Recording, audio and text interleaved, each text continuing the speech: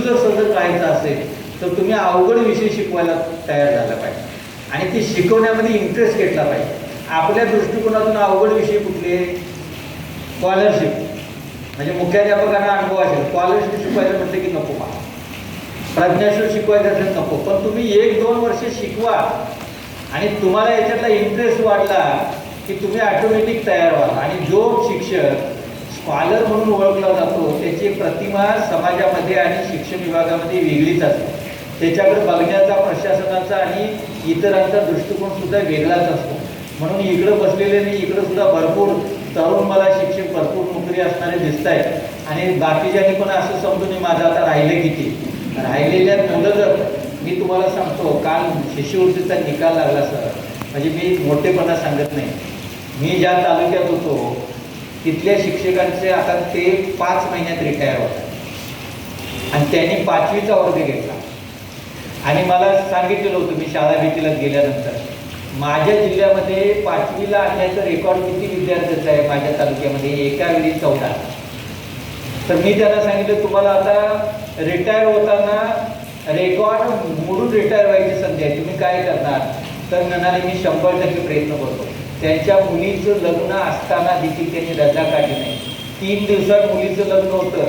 मिसेसला मी भावांना सांगितलं तुम्ही आता ते लग्न आणि मुलग्याला सांगितलं सगळं जता वगैरे काढणं कपडे आणणं तुम्ही करा आणि लग्नाला फक्त माणूस गेला. काल निकालात किती मुलं आले असतील त्यांची? 18 मुलं मेरिट लिस्टमध्ये आली आणि 6 मुलं राज्य गुणवत्ता यादीमध्ये आले. काल त्यांनी मला निकाल लागल्या फोन केला.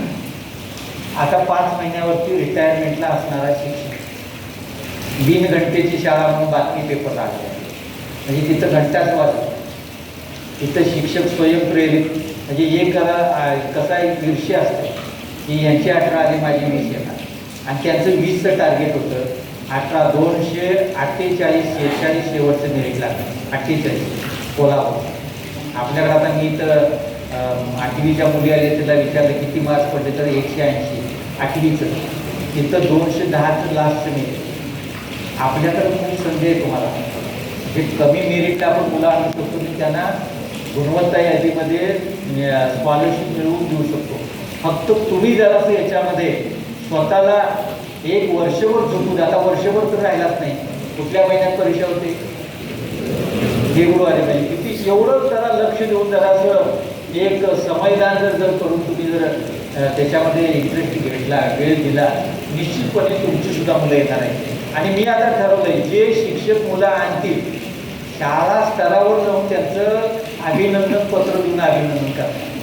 म्हणजे पहिल्यांदा दखल याची, जे चांगलं काम करणारे शिक्षक त्यांच्यापर्यंत पोहोचणं मला जेवढं शक्य आहे तेवढं. बरं का, मला पुढाकर साहेबांना माहीत आहे त्यांनी 4 तास सांभाळायला, त्यामध्ये किती वेळ द्यावा लागतो कार्यालयात, तरीसुद्धा मी प्रयत्न करेन. माझे प्रतिनिधी गवतसाहेब म्हणजे DO येतील तुमच्याकडं माझ्या वतीनं तुमचा सत्कार करायला, पण निश्चितपणे तुमची दखल घेतली जाईल. आणि हे आपल्याला करून दाखवायचं आहे.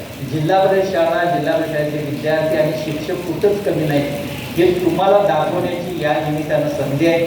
तुम्ही त्या पद्धतीने, मी तुम्हाला एक उदाहरण सांगितलं, असे शिक्षक देखील आहेत आणि तुमच्यात देखील आहेत. फक्त आपल्यातलं पोटेन्शियल तुम्ही बाहेर काढायला पाहिजे. मी काय करू शकतो हे तुम्हाला दाखवून द्यायची संधी असावी आणि हे तुम्ही दाखवून द्यावं अशी पुन्हा एकदा तुम्हाला विनंती करतो. आणि 10 शिक्षक मला कुठलेही द्या, चांगले जर तुम्ही दिले तर तुम्हाला तालुका स्तरावरती लगेच पुढच्या आठवड्यामध्ये ती कार्यशाळा घ्या आणि एक शिष्यवृत्ती आणि प्रत्यक्ष परीक्षेचा आपण आता रांग पेटवायचा आहे. म्हणजे याला एक विजन आता घेऊन जर आपण काम केलं तरच त्याला यश मिळणार आहे. तशा पद्धतीनं तुम्ही काम करावं अशा पुन्हा एकदा शुभेच्छा.